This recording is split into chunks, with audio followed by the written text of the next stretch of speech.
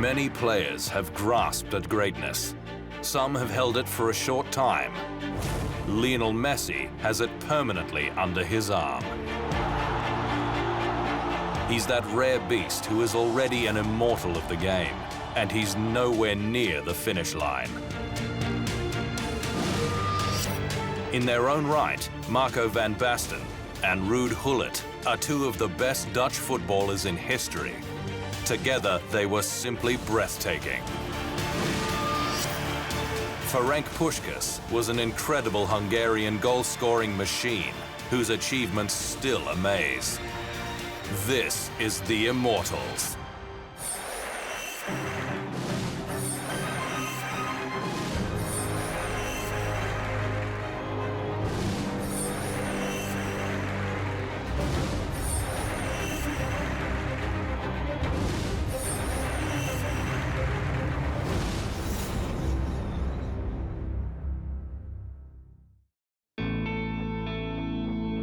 No one could compare with Pelé. Argentina would never see another footballer like Maradona, and aliens don't exist. All of that was true until the world was introduced to Lionel Messi.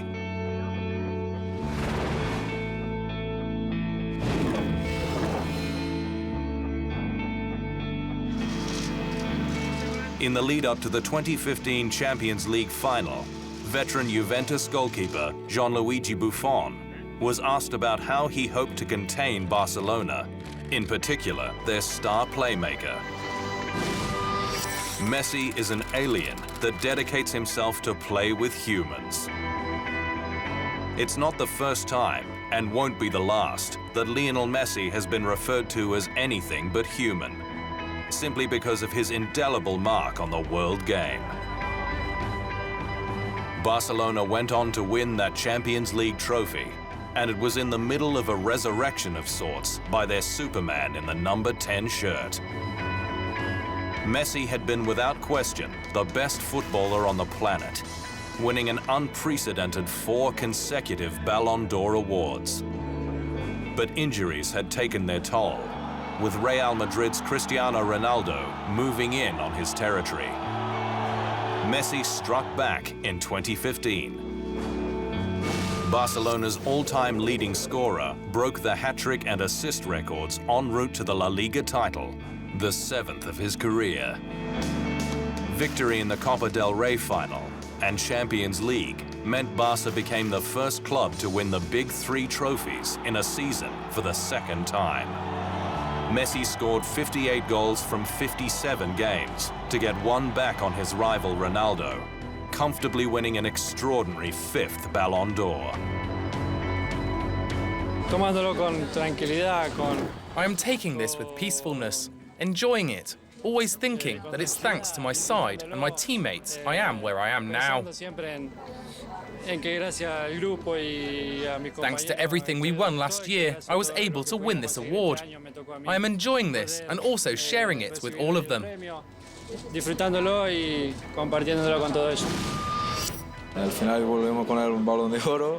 In the end, we go back home with the Ballon d'Or won by a friend. He deserves it. He's set a milestone in the past decade in the world of football in this 21st century. And seeing all this makes us very happy, because we have done it. Then his controversial 2nd place behind Ronaldo in 2016 caused a public spat between the Portugal star and Messi's longtime Barcelona teammate, Xavi. No, he was the guy. I just gave my opinion, and I can tell you again. Messi is the best in the world and the best in history. That's all. This is my thought, and I think that people who like football have the same opinion. Messi had put himself into the conversation about the best footballer of all time when he started his award domination in 2009. The comparisons to his countryman, Diego Maradona, had started earlier than that, thanks to his small stature, extraordinary ball control, and lethal left foot. And the man himself anointed Messi as his successor when he saw him as a teenager coming into the national team.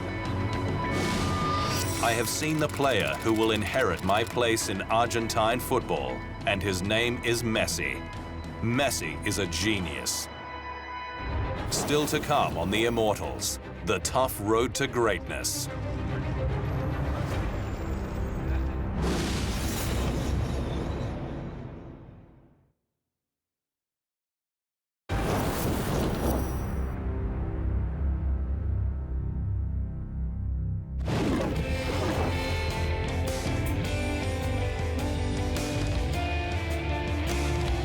Messi and Maradona sit on top of any best-of list from Argentina.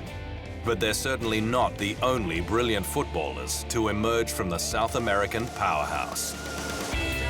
Alfredo Di Stefano is described as the most complete footballer of all time, with his heroics at Real Madrid throughout the 1950s the stuff of legend. Daniel Passarella holds the unique distinction of being the only player to feature in both of Argentina's World Cup winning campaigns. And only one person has scored more goals for Argentina than Gabriel Batistuta. In 78 matches, he converted 54 times, a record that stood for years until the arrival of Messi.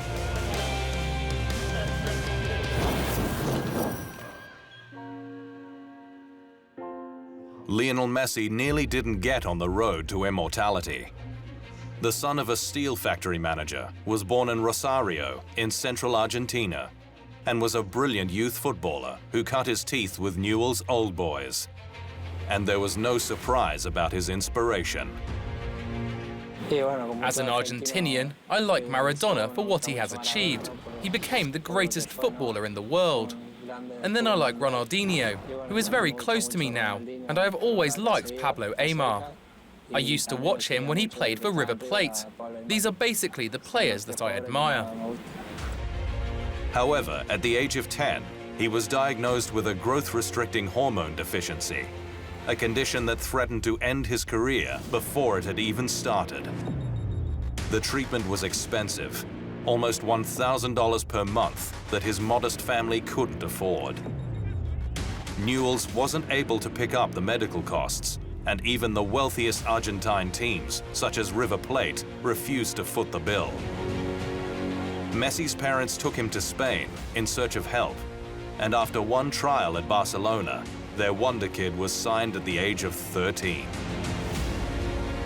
After successful treatment, Messi started to grow in more ways than one, and by 17, he was in the senior team. He has made rapid progress, mostly due to his raw talent. He learns much faster than the others. That is why each time he learns more. He steps up another level. He evolves very quickly because his learning process has been so fast. His debut with the national side was a memorable one for the wrong reasons in 2005. He came on at the 18th minute of the second half against Hungary and was sent off just 47 seconds later. At the 2006 World Cup, Messi became the youngest Argentine to play and score in the tournament. An Olympic gold medal followed 2 years later in Beijing. At 22, he won his first Ballon d'Or by a record margin in 2009. And it wasn't long until he was rewriting Barcelona's history books. In the 2011-12 season, Messi set La Liga and European records for the most goals in a single season. He also became Barcelona's greatest all-time scorer, overtaking Cesar Rodriguez's 57-year record of 232 goals, with a hat-trick against Granada. The 2014 World Cup final was billed as Messi versus Germany, the world's best player against the best team. He'd been brilliant in the lead-up, scoring 4 times in the group matches. And everything pointed to him finally fulfilling the dream of leading his country to football's holy grail. Unfortunately, it wasn't to be, with Germany scoring the only goal of the game deep into extra time.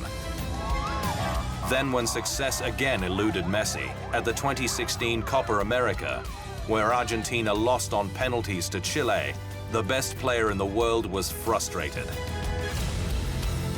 That was the third successive defeat in a major tournament final.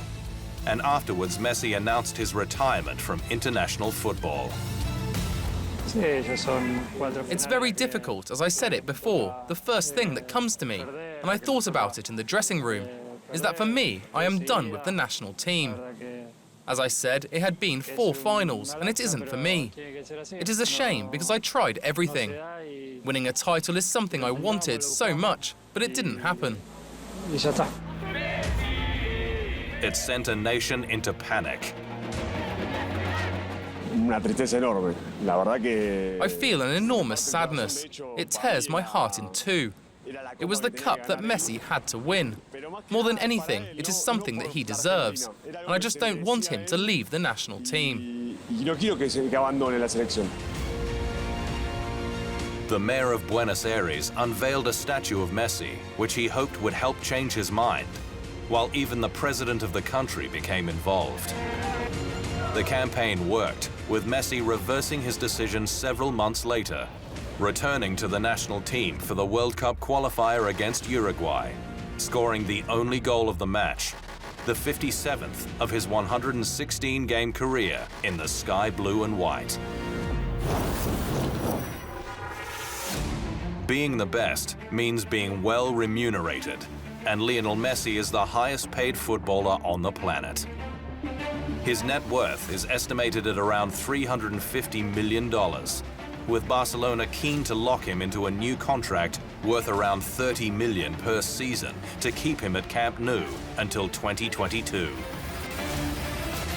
Given he's won them 16 major trophies in his tenure by the time negotiations ramped up, you can understand the urgency of keeping the Messiah in place. Despite his incredible success, Messi has never forgotten the hard yards back in his homeland. Since I was very little, I had to face a lot of sacrifice and effort because I had the dream of achieving success doing what I liked, which was football. I had to surmount so many things during that path. It was tough, but I never stopped dreaming on what I wanted to achieve, and I was lucky to make it. In his role as UNICEF Goodwill Ambassador, the world's best footballer visited earthquake-devastated Haiti to assist children and their families in need.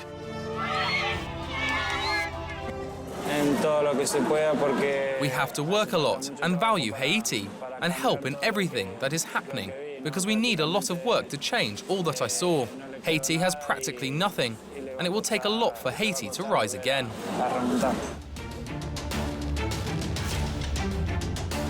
Messi was forced to make a corrective payment of €5 million after being charged along with his father Jorge with tax fraud.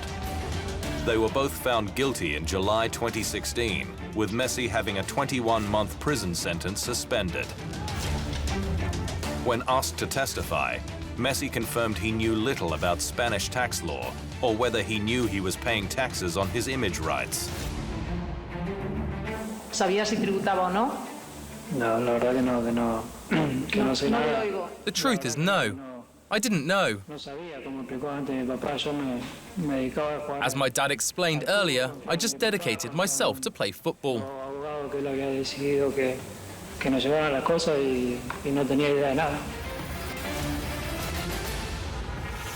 And played it better than anyone in history. Up next on the Immortals, the dynamic duo who ignited the Netherlands.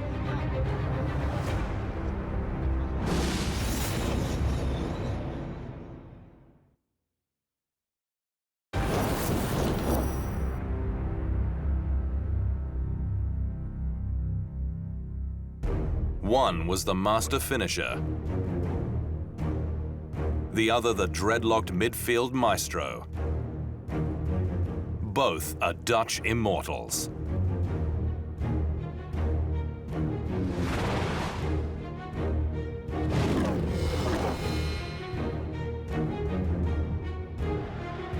They were a part of one of the greatest teams in history.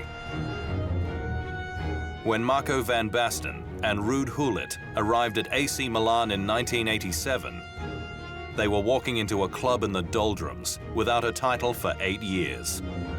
Relatively unknown Arrigo Sacchi had been hired as manager, and he put together a team that would change Europe's football landscape. Sacchi's squad won the Italian title in their first season, and then in 1989 won Milan's first European Cup in 2 decades, beating Romanian club Steaua Bucuresti 4-0 in the final. The goal scorers were the 2 stars of the show, Van Basten and Gullit.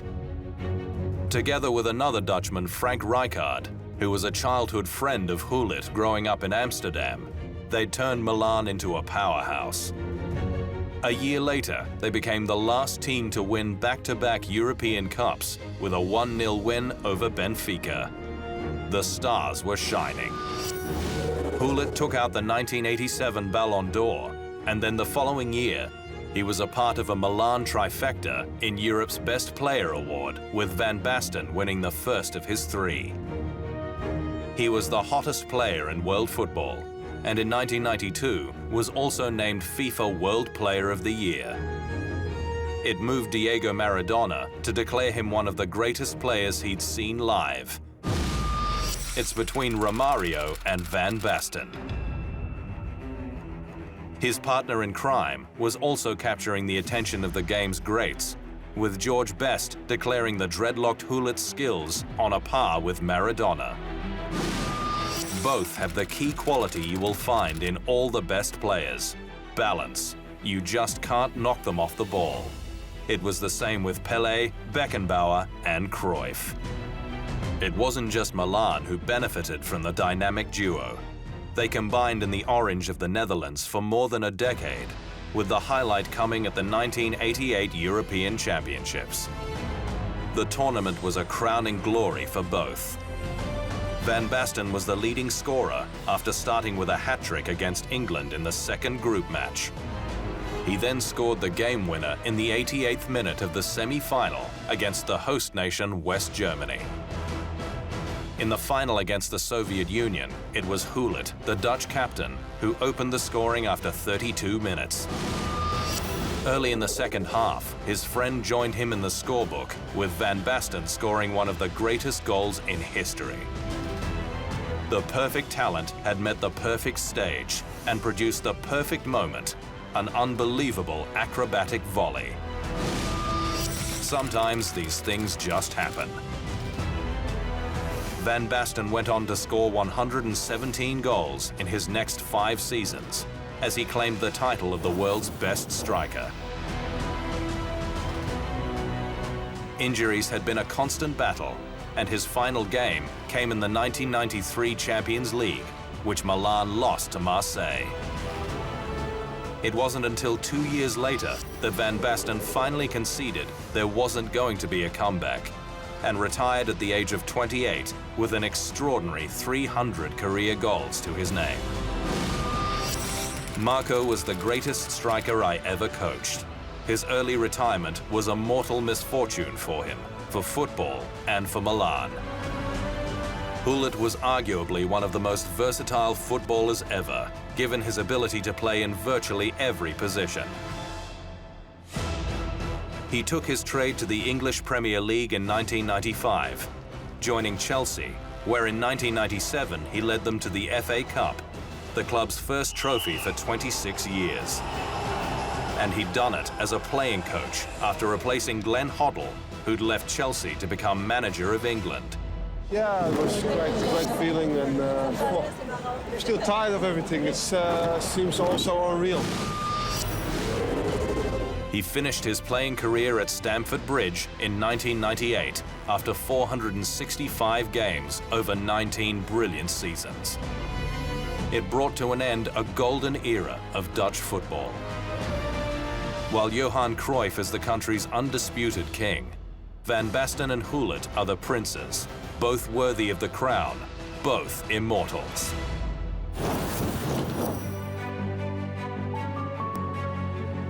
Big hair and a big personality, Everywhere Gullit went, he brought with him flair and style. The glitz and glamour of the English Premier League was a perfect match, and even inspired him to make a move into the fashion world. I would never thought of going in fashion 3-4 years ago. But there were some people who said, would you like to be interested in? And I said, yes, of course, but how would you like to do it? And the easiest way would be, to do something in sportswear. But that is not the point. I wanted to do something that reflects your own taste. And if people like it, also, that would be great. So it's not just to sell as much as possible in sportswear, because you know that all the fans will buy it, but just do something with fashion itself. It wasn't long into retirement that Gullit shocked the world, shedding his trademark dreadlocks. In 2000, I took my dreadlocks off, simply because I was fed up of the fact that people would identify me with them. I just wanted a change. As you can see, I still have hair, so that wasn't a way to hide a possible baldness. And now I feel much better without them. Gullit then dabbled in team management, as did Van Basten, who was the Dutch coach at the 2008 European Championships. Oh yeah, we have a very difficult group. We have to play against Italy and France, which is the world champion and the vice world champion. So they are the strongest team in the world. So it's a very, very difficult job for us. And we have also played against Romania, and we had also not an easy job against them. We lost in Romania.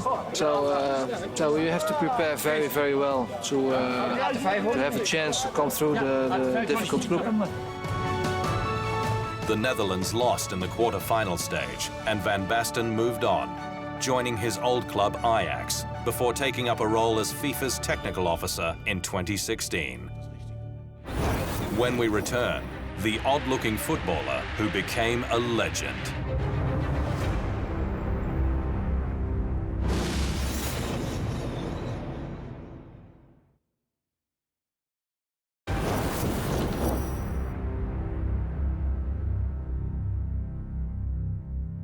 Ferenc Puskás was short, stocky, barrel-chested, overweight, couldn't head, and only used one foot. And he was one of the best goal scorers in the history of football.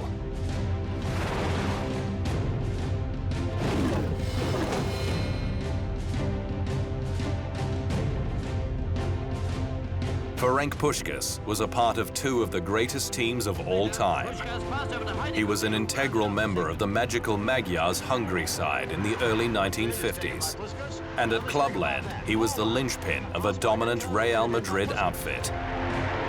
Puskás scored 84 goals in 85 international matches, and an extraordinary 514 goals in 529 matches in the Hungarian and Spanish leagues. And he did it all by only using his left foot. You can only kick with one foot at a time, otherwise you fall on your ass. Puskás was a part of 3 European Cup victories, 10 national championships in Hungary and Spain, and collected 8 individual scoring honors. For his country, he was the key figure in an outfit that had become known as the Golden Team. Between 1950 and 1956, Hungary suffered just one defeat in the biggest game of them all. After collecting Olympic gold in 1952, Puskás and his men arrived at the 1954 World Cup seemingly invincible. A year earlier, they'd embarrassed England at Wembley 6-3, becoming the first foreign team to win on British soil. Then 3 weeks before the World Cup, there was a rematch back at Wembley, and the result was even more spectacular. 7-1 Hungary's way, with Puskás scoring twice. An ankle injury during the group stage of the World Cup meant Puskás missed the quarter-final and semi-finals. He returned for the final against West Germany and scored the opening goal in the 6th minute. The Germans hit back and led 3-2, but with 2 minutes remaining, Puskás appeared to score the equalizer before it was controversially ruled offside. They never got a chance to atone, with Puskás defecting to Spain in 1956, resulting in a 2-year ban. The highlight of his time at Real Madrid was the 1960 European Cup, where he scored 4 goals in his side's 7-3 victory over Eintracht Frankfurt. If a good player has the ball, he should have the vision to spot 3 options. Puskás always saw at least 5. Puskás transformed football despite his physical drawbacks, as he quite simply scored goals where others couldn't, over and over again. It's why he's Hungary's greatest, and it's why he's an immortal.